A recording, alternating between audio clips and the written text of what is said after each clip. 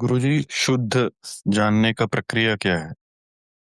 शुद्ध तो आपकी आत्मा है। आत्मा ही परमात्मा का रूप है। जब तक आप आत्मिक अवस्था में नहीं रहोगे तब तक आपके जीवन में प्रेम भी नहीं आ सकता, भक्ति भी नहीं आ सकती और ज्ञान भी नहीं आ सकता। जब जीवन में प्रेम, भक्ति और ज्ञान आ जाएगा, वो सब ज्ञान की अवस्था में ही आता है। वो परमात्मा के साथ जब एक होते हैं आप, जब चैतन्यक अवस्था में रहते हो, पूर्ण रूप से जागरूक रहते हो, तो ही आपके हृदय स्थल पर शुभ विचार रहते हैं और पूर्ण रूप से शांति रहती है। चैतन्यक अवस्था ही सबसे महान अवस्था है। चैतन्यक अवस्था के लिए आपको विचार शून्य होना पड़ेगा। विचार शून्य आप अपने आप को फोर्स करके विचार शून्य नहीं कर सकते, जब तक कि आपकी मानसिक अवस्था ही चैतन्य से प्रभावित ना हो।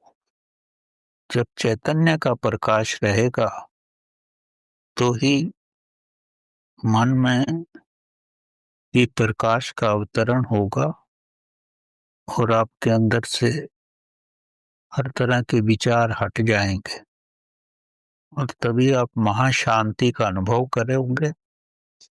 अन्यथा व्यक्ति की तो दो ही अवस्थाएं होती हैं, या अंधकार में रहो या प्रकाश में रहो।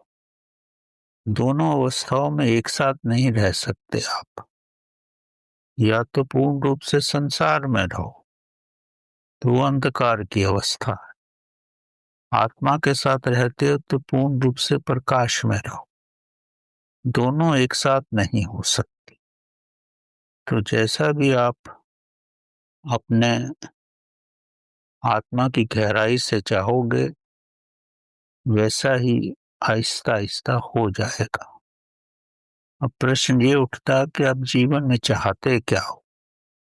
सिर्फ चाहने मात्र से नहीं होता। अगर आप अपने बालक को स्कूल में लेके जाओ और लेके आ जाओ तो उसको कोई ज्ञान नहीं होगा।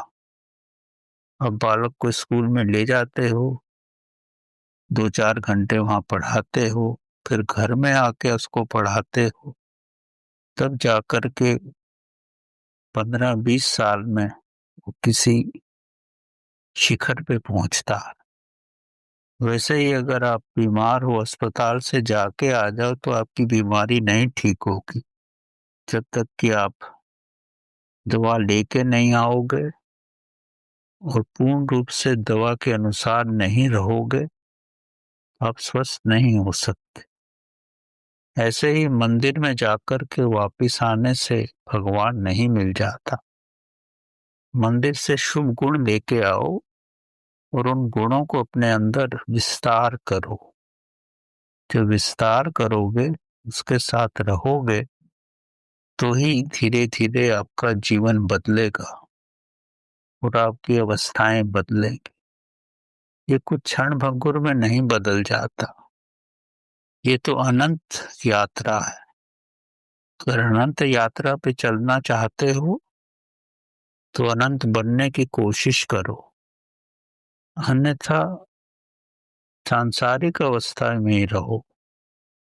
जीवन में रहने के लिए परमात्मा की कोई आवश्यकता नहीं है। जीवन में आदमी को रोटी, कपड़ा, मकान चाहिए, आनंद चाहिए।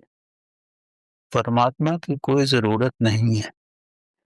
जब तक कि आप दिल की गहराई से ये जानना चाहो कि मैं क्यों पैदा हुआ हूँ और मेरा पैदा होने का लक्ष्य क्या है, और जब आप किस प्यास से अत्यधिक प्रभावित हो जाओगे तो ही परमात्मा की तरफ चलोगे।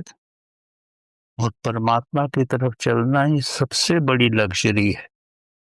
बाकी लग्जरीज तो क्षण भंगुर लग्जरीज हैं। और परमात्मा से मिलन की जो लग्जरी है वो चिरस्थायी है। चिरस्थायी लग्जरी पे जाना चाहते हो तो वैसा बनने की कोशिश करो, अन्यथा तो मंदिर में जाके ही वापिस आ जाओ, तो उससे कोई लाभ नहीं होने वाला। लाभ तभी होगा जब आप अपने अंदर के मंदिर में बैठोगे और उसके साथ एक हो जाओगे, और जब आपको समय का आभास ही नहीं रहेगा कि मैं उस परमात्मा के साथ हूँ, वो इतनी आकर्षक फिल्म आपके अंदर चलेगी कि आप उसमें डूब ही जाओगे और बाहर निकलने का कि आपकी इच्छा ही नहीं होगी। तभी आपको परमात्मा मिलेगा और तभी आप मानव से महामानव की अवस्था में आ सकते हो।